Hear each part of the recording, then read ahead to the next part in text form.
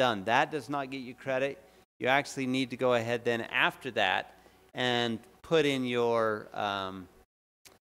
click to the next thing and put in the quiz you just mark and say, I did it. You put it's a 2-question quiz. It says, did you do the post? And then if you did that, you mark yes. And then it says, did you reply? And if you did that, you mark yes. So that's how you get credit for doing that. I wanted to give you a reminder, the Opportunity Quest Business Plan Competition that was previously announced as October 29th deadline is actually October 31st, just so you know. You still have a little bit of time on that.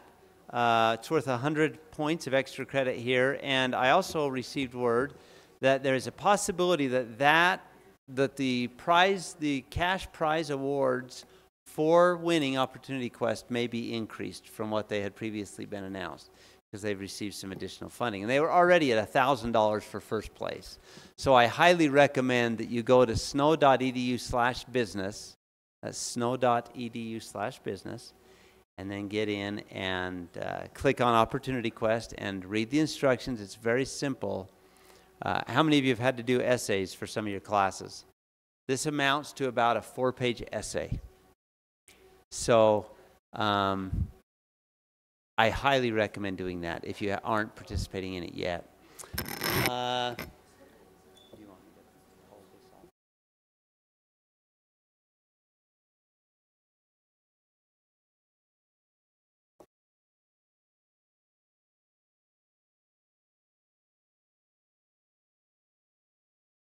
Okay, I'll work on those for a minute while you're... All right, without further ado, it'll be my pleasure to introduce today's guest presenter. Mr. Edward Axley is a principal at Davies Design Build, one of Utah's leaders in designing and building remarkable custom homes and commercial buildings. It's really fitting that he is here on our campus today on a date when we're celebrating the erection and completion of a beautiful new building on our campus. So we appreciate him being here. He has an absolute passion for this business, and it shows. They have been recognized with many honors at Davies Design Build. One of their most recent honors in 2017 was Utah's Best of State Award for residential construction. Prior to that, they've been recognized multiple times as Builder of the Year for Utah Valley. He also has served in numerous leadership positions in his industry, including being president of the Utah Valley Home Builders Association and serving on about a half a dozen other capacities in that organization. He's politically active and active in his community. He's a supporter of higher education. He was a BYU Cougar House Committee member, a UVU Wolverine House Committee member, and he holds a degree from Brigham Young University. He was also the commissioner of the State of Utah's Construction Service Commission. Mr. Axley and his wife Ashley reside in Utah County. In his free time, he enjoys spending time with his wife and children. Please welcome Mr. Edward Axley.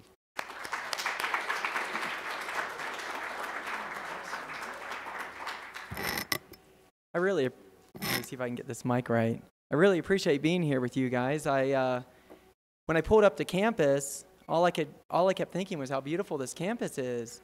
I mean, go Snow College. It's absolutely amazing. I'm from back east. I was born and raised in Pensacola, Florida. And I have a lot of family up and down the East Coast, going from Florida all the way up to Connecticut. And I've been to every college you can imagine. Between my siblings and my first cousins, we've attended everything from Yale to Princeton to Alabama and Florida, through James Madison, Williams and Mary, and most of them actually have went to University of Maryland. You go to any of those colleges and their campuses are really beautiful. This one, though, can hold its weight. Let me tell you, I walked on campus and I saw the courtyard, I saw the architecture, I saw the building, walked down, immediately recognized the new science building and how it kind of blends a little traditional architecture with its a little modern flair, and it is just stunning. It's a campus to be proud of, and I have to say the student body is very, very nice, very accommodating. As I passed everybody, at least half of everybody said hi to me. I must look old and not like a student or something. I thought for sure that I would blend in a little bit better, but I guess not. I do love design. I've been doing it for almost 20 years now. And I love everything about it. I love being on the extremes. I love, if we're going to do a traditional element, I love being pure to the form, to the shape, to the texture, to the material, to the colors, to the architecture. If we're not, then I want to do something that nobody else has done. I want it to stand out. I want it to be cutting edge and push the bounds. Something else you should know about me, I'm terrified of public speaking. So if you guys ever wonder if these older guys ever get scared, they do, and I'm proof of that. Going back to a little bit of my childhood, growing up in Florida, we grew up a little bit different. I grew up on a bayou. Literally, the bayou is my backyard, and we spent as much time on the water running a boat as we almost did in a car. We had restaurants and gas stations and recreation areas and parks and pools and public areas that were all right off the bayou and off the bay. And we would just hop on and go. And I don't think for the first 14 years of my life I had my shirt on. And I'll probably regret that later on in life. And I'm at the stage in life where I don't want to take my shirt off anyway. So it's appropriate that I'm living in Utah. I also, so you know a little bit about me too. I had a real strong Southern accent growing up. My brother used to make fun of me all the time. I used to say, I can't wait till I get home and lay my head down on my pillow. And he'd say pillow, pillow. And I could never say it right. To this day, he still makes fun of me because if I get tired, my Southern comes out. I grew up in a family of, there's 6 kids, and I'm in the middle. We played a lot of games growing up. My older brother, who is actually my best friend, used to play with me all the time, but he used to actually be tough like an older brother. We used to play this game called Escape, and he would tie me up on a chair and then go, okay, I'm going to time you and see how long you can get out. And 45 minutes later, I'd get out, and I'm like, I got out, I broke the record. And he would stop the movie that he was watching and come back and be like, okay, let's do it again. I didn't understand until years later. So we were taught to be self-reliant as children. My dad wouldn't have anything less, to be totally honest, nor my mom. We had to work all the time. I'm sure that's no different than any of you guys. My father absolutely did not believe in sleeping in, so when he was out of town, it was glorious. And we were up by somewhere between 5 and 7. 7 was our sleep-in time. 5 was our normal time. He'd get us up for whatever it was, and it didn't matter. He believed in getting up and going. This is the Entrepreneur series, so I thought I'd share a little bit about that too. I've always been entrepreneurial, and I didn't actually realize that I was. I've worked, and I guess you could say, growing up in my family, we were required to do certain things. As a teenager, or even in middle school, but starting middle school and in teenager, we had to play a sport, we had to play an instrument, we had to get good grades, and we had to have a job. Those were absolute must. You had to have them.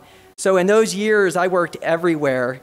I used to not know what I wanted to do, and my dad used to say, well, if you don't know what to do, then quickly figure out what not to do. And so he's like, try everything. So I worked at a concert hall at one time for a while, cleaning up post concerts. It was one of the best jobs ever. At least the part of watching the concerts, cleaning up post was horrible. I worked fast food. I had a job for a little while stringing tennis rackets, of all things. And I actually hold 2 Maryland state records for stringing tennis rackets, if you can believe it.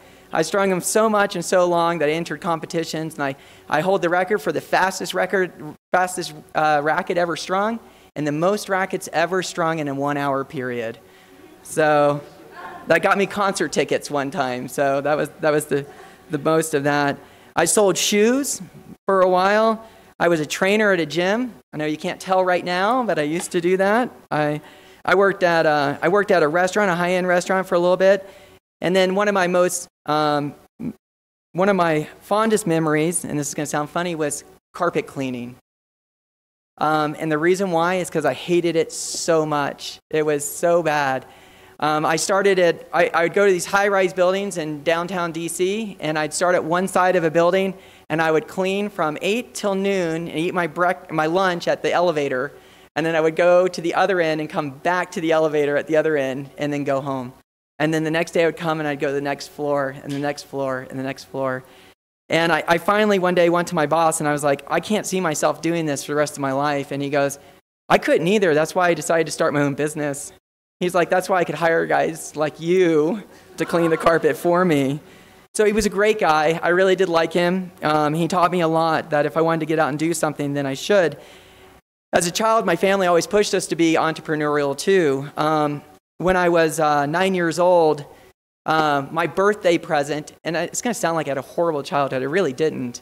But when I was 9 years old, my mother, for my 9th birthday, got me a lawnmower. That was mine. It wasn't the family's. It was my own lawnmower. And the reason was she wanted me to start my own lawn cutting business that summer. So I did. I went out and knocked doors and found clients that I could cut grass. And I started stacking up so many clients that I employed 3 other boys in the neighborhood, older boys, to actually cut the grass. So I would contract with the client, and they would cut the grass. And I had them stacked every day throughout the entire summer. They made more money that summer than they probably did until they were 25. And I definitely did too. I was able to actually put quite a bit away even at 9. It was a very successful summer. I ended up, you ever gone to these like Hobby Lobby shops and you see that the people sell wreaths and other kind of basics for hobbies? Well, I thought, well, shoot, those wreaths and everything are just basic materials. And growing up in Florida, we have wild grapevines everywhere. So I actually started cutting wild grapevines and weaving them into wreaths, just the base of the wreath, not decorated or anything. And then I ended up collecting them, and I hired other neighborhood kids to help do wreaths, and we would wholesale them to hobby shops for wreaths. It was great. I enjoyed it. It was a good way to sit outside and have a good time and make good money. I did car detailing. It was just a passion of mine. I'm OCD, and I really enjoy having a clean car, so I was really good at that with others. I employed others to help me do that too. I got into coaching tennis, and I started employing the other young superstar tennis guys in the valley to coach tennis. We used to charge, back in the day, we charged $20 an hour, and I would allow them to keep $15 of the $20. Worked out really well. I've even gone through different spouts of making lotion. I mean, we're in the valley of the state of potion and lotions, right? So I do have a particular type that I make, and I do give out and sometimes sell. And it's a longtime family recipe. It's really kind of funny. I think I could do something with it one day, but I'm happy doing other things. But most of this stuff came out of necessity, right? Like, why is it that we do anything at all? When I got married, we were starving to death with our firstborn, and I didn't have any money at the time. So I couldn't find a job. The economy was really bad at the time. And I decided to actually start a handyman business. I didn't really know how to do anything, but I figured we'd just start it. So we started a company called Design Line, and we started doing, I put an ad out somewhere, and I don't quite remember, it probably was in the newspaper back then, for just handyman services. And then it actually kind of took off. And I ended up getting a couple different jobs, and it ended up going really well, and I started deciding that maybe I should go into this contracting thing and maybe try it out a little bit more. So several years later, I partnered up with 2 other gentlemen, Steve Davies and Arnhem Way, and we started a company, and now we've formed a different company now, a successor of that one, or a new company with a different emphasis called Davies Design Build, and that is what we are currently doing. We also have other companies that we have started. We've started a software business. We're developing applications and other type of technology integrations. We're also starting to look at doing a furniture line and starting a wholesale venue, a furniture line, and we've done several other businesses. I'm currently the owner of about 8 different types of businesses. One of them is a new one that we have just gotten up and got started. We actually developed, built, and opened a storage unit project in North Utah County. and it's one of the largest ones in the States, 540 units. And the interesting thing is we're not just building it for somebody, we actually started the whole business around it. And that's been quite a fun thing to do, and it's been a learning curve all the way through.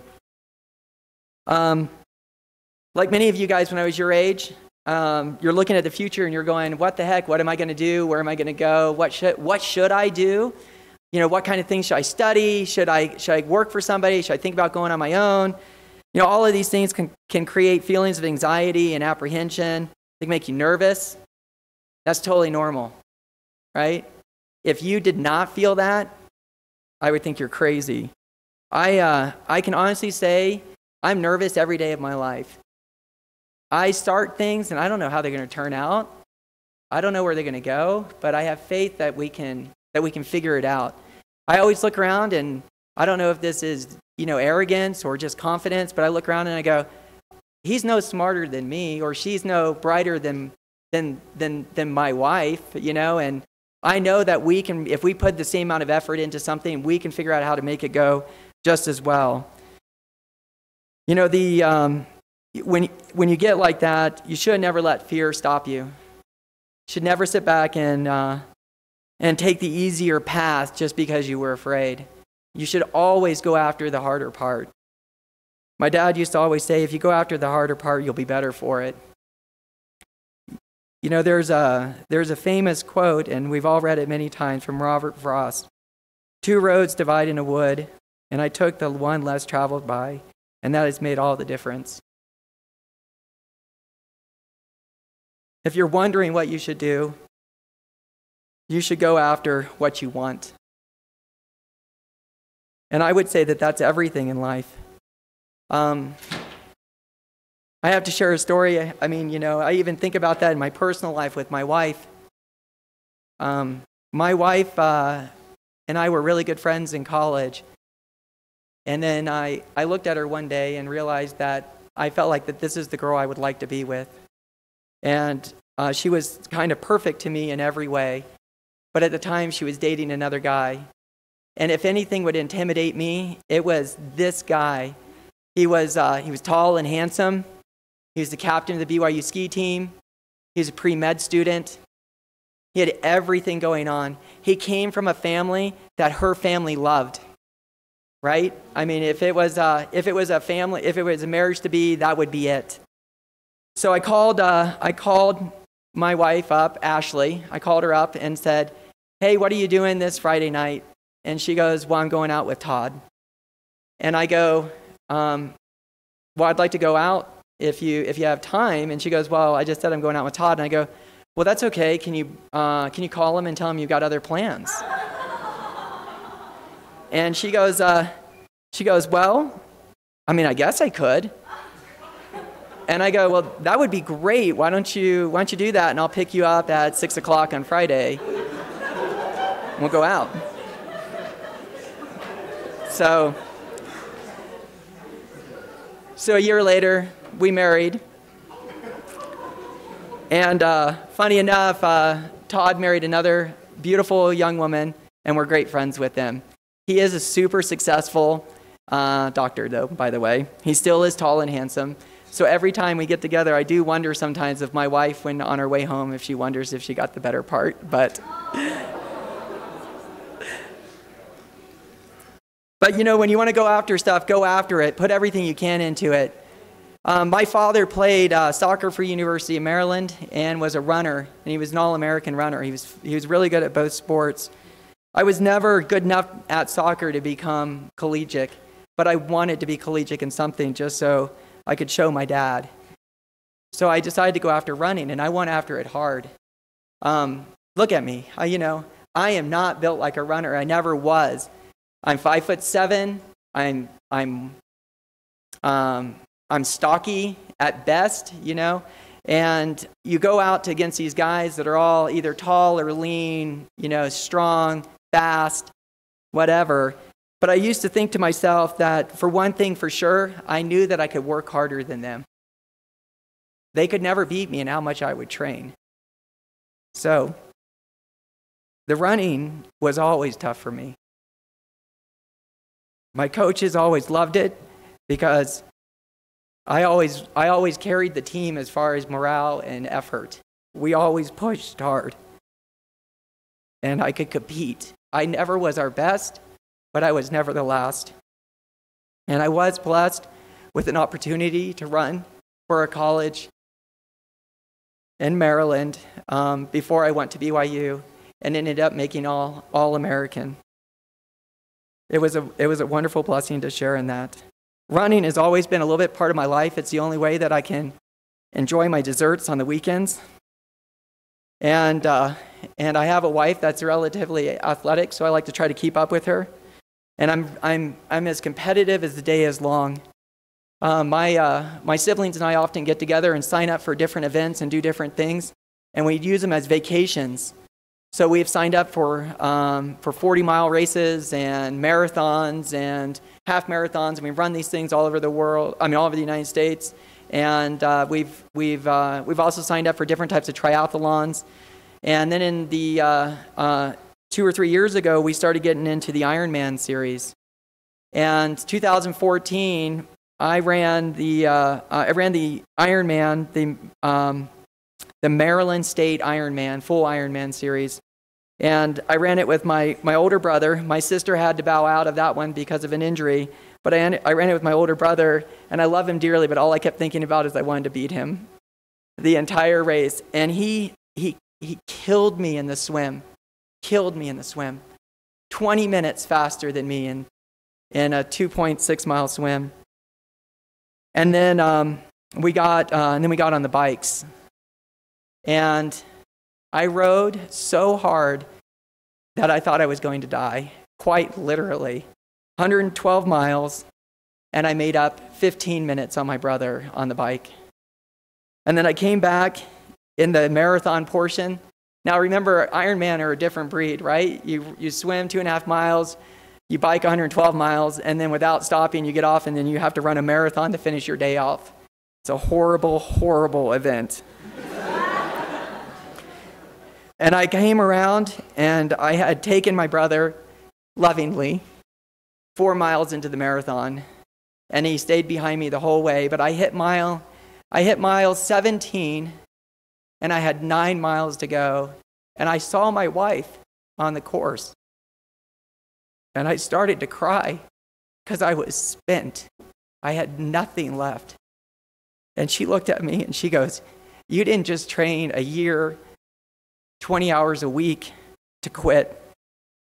You only got 9 miles left. You can do it." That's a temple run. From my house to the Provo Temple and back is almost 9 miles exactly. So I used to run that in the morning as my easy run. And I was like, and she's a good woman. She's a great supporter. And she pushed me on. And I finished it. I broke what I hoped to do by an hour, and I beat my brother by 45 minutes. So by the time he came through, I had my composure, I was dry, and I looked good. And I could cheer him on as he came through, and it was a wonderful moment for us both to share. I also have to say that, if you're going to go after something, go after it 100%. When I hit college, and I went to BYU, I hit college at the absolute worst time in the economy, besides our Great Recession that we went through. And nobody was hiring anybody. You couldn't get a job anywhere doing anything. And I went off, and I want to go get a sales job, for heaven's sakes. I mean, they hire anybody, right? No. In this era, they weren't hiring. Nobody was hiring anybody. I went to go get a sales job, and I went and made application, and they turned me down right off the bat. And I was like, and my roommate got hired, who I didn't think could talk to a door, and he got hired. So I went back the next day, and I sat in the office, and they go, "Weren't you here yesterday? Didn't you fill out the application, everything like that? And didn't they tell you there wasn't a position?" I said, "Yes, but I'd like to wait and see if I could talk to the CEO, because I want to tell him that I'm worth it." And so the CEO came out, and he was really nice, a really cordial guy. He came out 10 or 15 minutes later. He interviewed me again. He didn't interview me the first time. He interviewed me that time. He goes, "Listen, I'll give you a personality profile exam, and if you do okay on this personality profile exam, I'll reconsider it." So they gave me the test. I took it. As far as they're concerned, I failed it. I was too nice of a guy. I don't know what else it said. The guy basically said, you'll never make it. You'll never do it. You can't. If we're not going to take a chance on you, I only have limited capacity anyway. So I went home a little discouraged and thought about it all night long. And then I went back and sat in his office the next day and sat there again. And I go, I'd like to see the CEO again. And they said, he's busy. He's not going to see you. And I go, well, I know he's here. His car's outside. I know that's his office, so I'll just wait until he comes out. I sat there for 2 hours and waited for him to come out. And he came out and he goes, I knew you were out there. I was waiting to see how long you would sit. And he goes, you're the most persistent guy I've ever met. You're hired. So he gave me a chance, and I got sent off to go sell. And I got hired by a startup, and I was being sent off to Portland to go sell. And that leads into my next point. So after you're going to go after what you want, go after it hard, but you can't ever give up. When I hit Portland, I was poor. I had $26 to my name when I left Provo. Gas was 84 cents a gallon back then. I made it to Portland. I parked my car, and I couldn't go anywhere else because it was on empty. I had no money to my name at all, nothing. Used it all in gas. Got there, didn't have any money for groceries or anything. Luckily, the apartment I moved into had a 12-pack of Jiffy cornbread boxes in the pantry that were left over from the other college student that had lived there. I didn't have eggs, I didn't have milk. I had tap water and Jiffy cornbread boxes. So I made cornbread for 3 weeks and lived off of it. And I went out and tried every day to sell, and I was exactly like the CEO said. I couldn't do it. I was a complete failure. We had 168 employees in the company, and I was dead last with nothing to show. I sat on the curb in Portland, Oregon somewhere, and was scared out of my mind because I didn't have any money to get home, and I owed the company money. You know, you guys understand how these things are. So I called my brother, my older brother, and I told him the situation. And he goes, listen, he goes, we don't quit. I want you to get up. I want you to try for the next 3 days, everything. Forget the fact that you haven't done anything. Start fresh today and just try. And then if it doesn't work, I won't let you fail. We'll get you home. So I got up, shook everything off, and got going. And that afternoon, I sold my first system. The next day, I sold 5. By the end of the following month, I was the top sales rep of 168 employees. By the end of the summer, I was the #1 sales rep in the United States. I broke all national records. The records were set for several years after that, and all pay curves were set because of that. I wrote the sales manual for many of the larger companies that are out and functioning right now. If I had quit that day, who knows what would happen? The funny thing about that is I went off to go make $1,000 so I could buy my wife a ring. I was able to buy her a really damn big ring, so.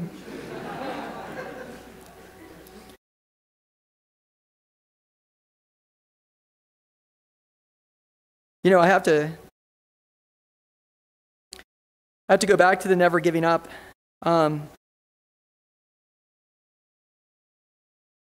My sister has a saying. She talks about getting sugar rolled. I don't know if you guys have ever heard of that before.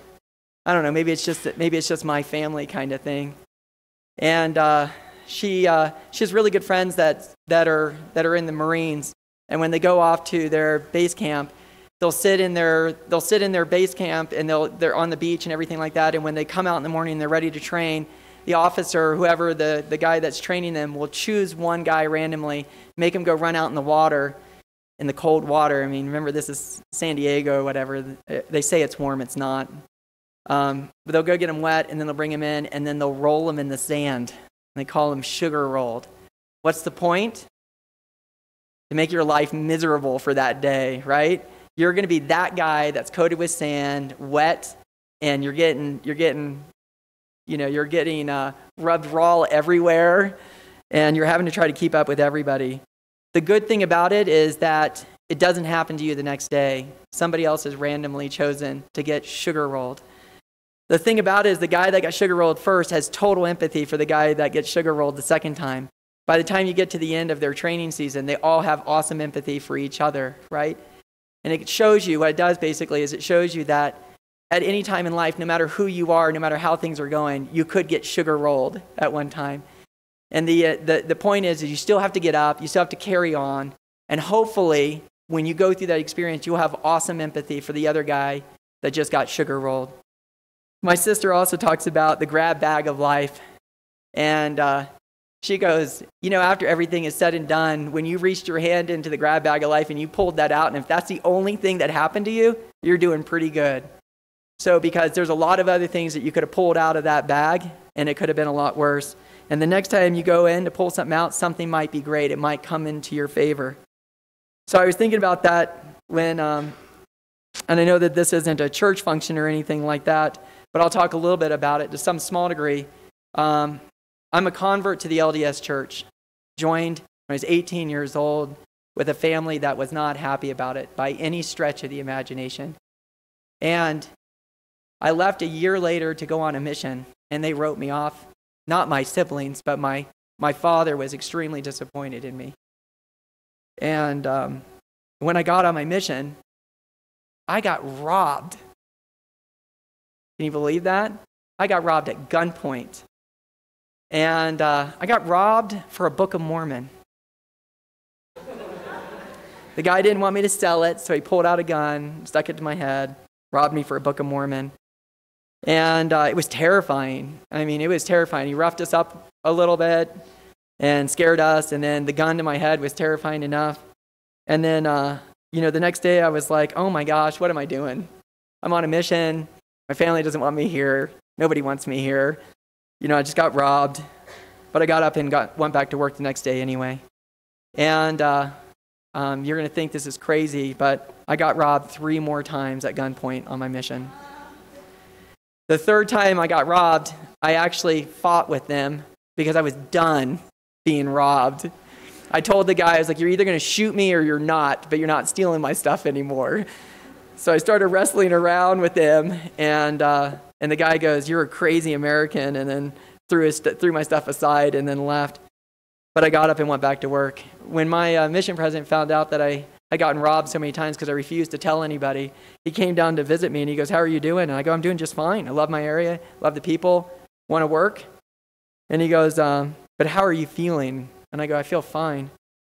And he goes, I thought for sure when I found out about this that I'd come down here and find a wreck, but you're doing just great. But we are moving you to a new area. So, it's just part of life sometimes. You're going to get sugar rolled. You don't know how things are going to go. You just got to get up and get going. The other thing I wanted to mention was, and this is something that I never really had to worry about when I was your age and I was just starting out. And I'll have to say this with some kind of explanation. Don't believe social media. You got every venue out there that's a mirror of what you think you should be, right? You got Facebook and Instagram, and you got Twitter, and you got you got whatever, all the different dating apps and everything like this, and you got everything out there showing you how amazing everybody else is. Let me tell you something for sure. Not everybody's day is awesome every day, right? Not everybody goes wakeboarding every day.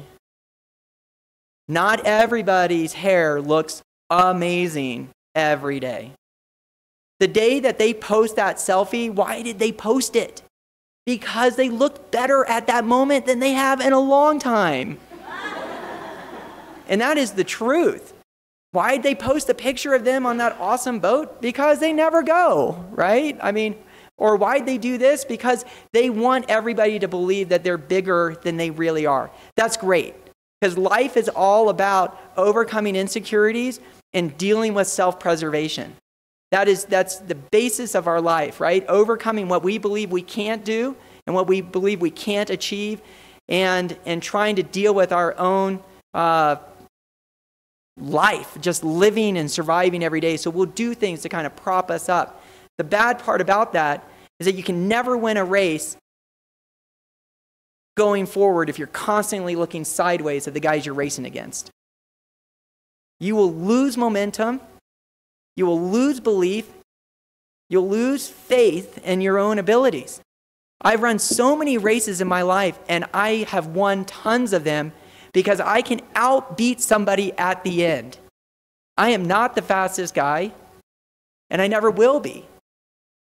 But I will bleed at the finish to beat you.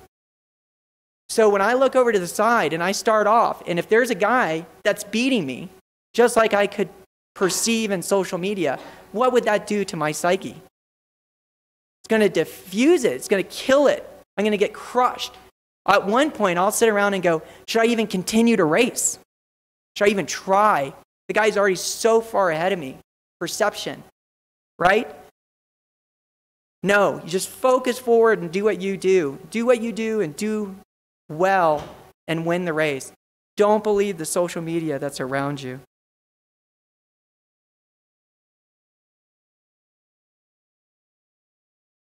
So it leads to my next point about do what you do. Do what you do best and delegate the rest. How many of you guys have ever heard that? I say that in my company all the time. Do what you do best, delegate the rest. So the question is, though, how do you figure out what you do best, right? So I'll tell you a little bit about the company I'm in right now, Davies Design Build. It's my bread and butter. It's what helps me fund everything else that I do in my life, as far as just family activities and even other ventures, other investments and everything like that. Many years ago, when we got started in our company, we had a different focus. We were focusing on a development company. We were focusing on just construction. We were focusing on a principle of cradle to grave. We'd bring a client in, we'd take care of them all the way through, and then we would put them away. We'd finish and close up the job. A couple years ago, in 2015, we started a different principle. We started a design build concept, and we were going to focus on only the things that each of us do best. And we were going to hire other people to do everything else. My forte in our business has always been the design side and the customer relations side. It's always worked really well. I can see color really well. I enjoy architecture. I love textures and materials, and I also tend to be able to perceive people's wants and desires and what they hope for in their product.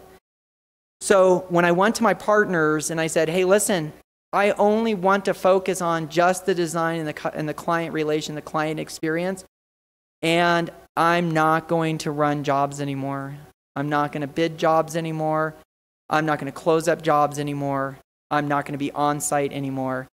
Not only my partners, but our other employees were like, "No way, that's crazy.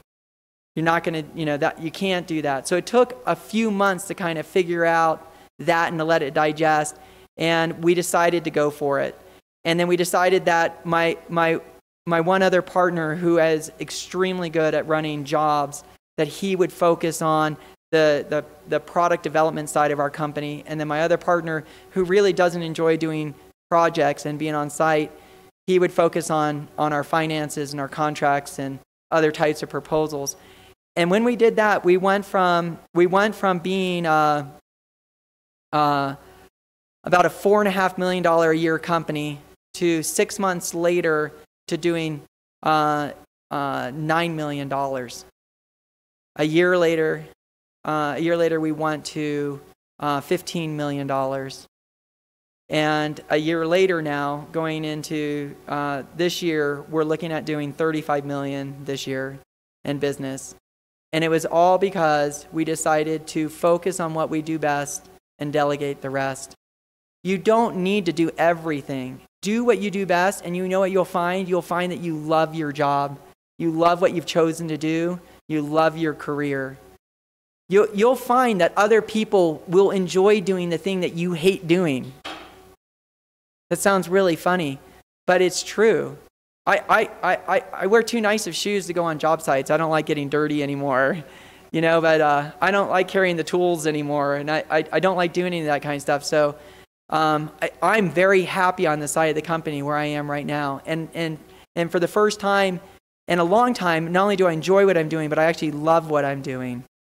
So the question is, though, is how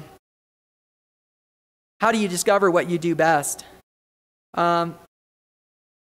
First off, you got to don't be afraid to ask. When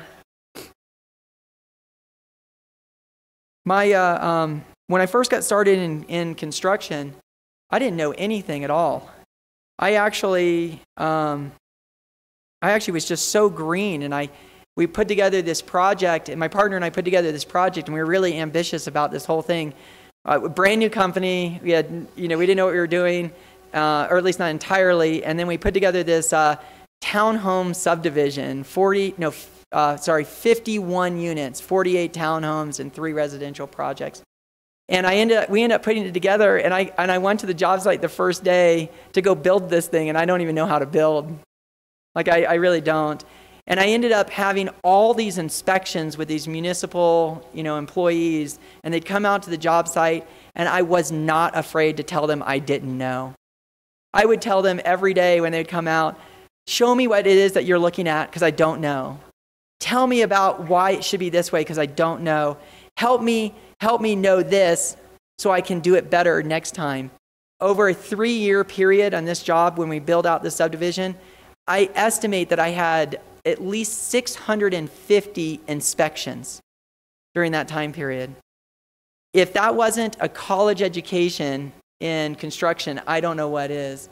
I learned everything I felt about code and residential construction throughout that process. It was amazing, but it wasn't because I was shy. It really happened because I wasn't afraid to ask. And it actually taught me it helped me start to figure out what I was good at in construction by kind of going through this process.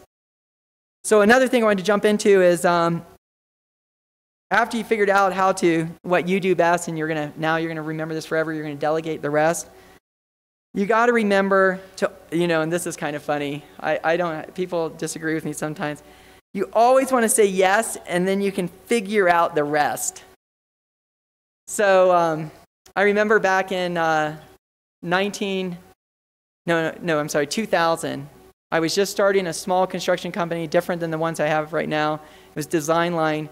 And I had a guy come to me, and I put an ad out for whatever, and the guy came to me and he goes, hey, can you remodel like bathrooms and, and a living room and stuff like that? And I said, yeah, absolutely. And he goes, great, well, come over. Let me show you what, I want you to do and all this kind of stuff. So I went over and met with this guy. I remember him so well. He's such a nice guy. And he showed me these 2 bathrooms in this house, and he showed me this hallway and part of this living room, and he wanted me to completely gut all of them. Sheetrock and everything. Wanted me to switch the plumbing around to the other side and replace the electrical and do all this kind of stuff and everything like that. And he looked at me and he goes, can you do all that? And I said, yes, sir, I can do all that. Absolutely. And then he goes, great. Okay, we'll start tomorrow. So that evening, I went and bought a how to do it book from Home Depot. And I read it, and I read it, and I read it, and I got into it. And every time I'd go in there, and I'd run. If I had a question, I'd run out to my car and I'd read this book, and I'd run in and do it, and I'd come back out and read this book, and I redid it. And sometimes I had to redo things over and over and over again to kind of get it right. Ultimately, it turned out phenomenal. I walked into that bathroom those bathrooms 12 years later, and they looked great. They turned out awesome. I made no money on the job because I spent it all in education on that one. Made so many mistakes. But I wasn't afraid to say yes and then figure out how to get it done. I follow a rule of thumb, and I call it the 80% rule. If something makes sense 80%, and I do this with business ventures and investments, with land acquisitions, everything. If something makes sense 80%, I just go with it. Because I have found in my life that you can scrutinize over the last 20% and never make a decision. And if you finally make the decision, you're too late. You've now missed it. If it makes 80%, at that point, you have to believe in your own ability to make the other 20% happen. So, I would say if something makes an 80% good choice, do it. And I also talk about the perfect storm. When you're evaluating things in your life, will it survive a perfect storm? If it survives it at all, then you're good to go. So I thought for a second I would show a quick video of a house I built this last year. I think it's just a fun video so you can kind of get a feel for the things I've done.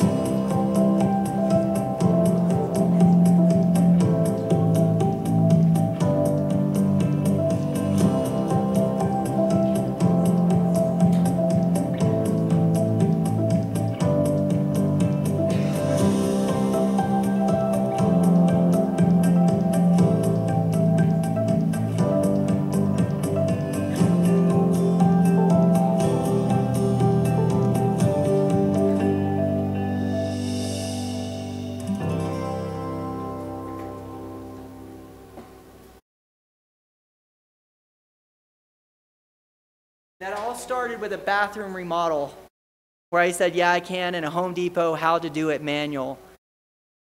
So if you're afraid to start, nobody could make as many mistakes as I have throughout my life, and you can do it.